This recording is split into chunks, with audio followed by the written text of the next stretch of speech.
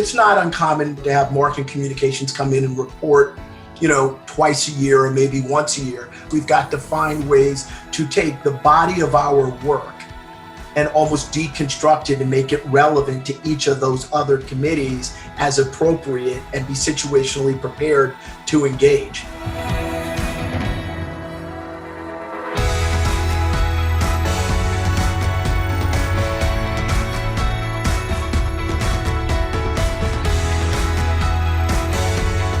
CEOs and C-suite executives have pretty clear scorecards around which the boards are evaluating them.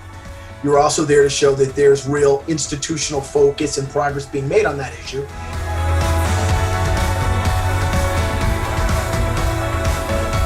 You need to be ready for when that moment comes and turn a moment of either complexity, uncertainty, or challenge into opportunity.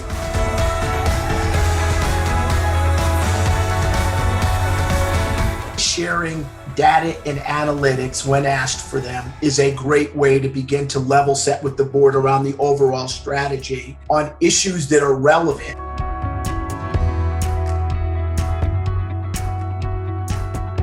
They join the board because they are a believer in the company. So they are inherent cheerleaders. And so while they may not be subject matter experts on communications or PR, they have a very, very keen eye for how the company's being positioned if things go wrong in the marketing channel.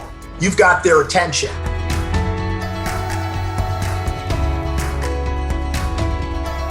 The customer journey, whether it's B2B or B2C, is always going to be something that is essential that boards will want to know.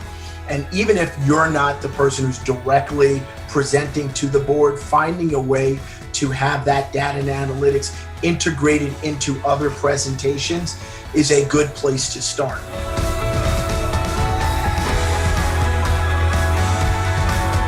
It's not a bad look for you to reach out to whoever you report to in management, and if it's the CEO in advance, just sort of say, I'm aware of broader issues or new research that may come up.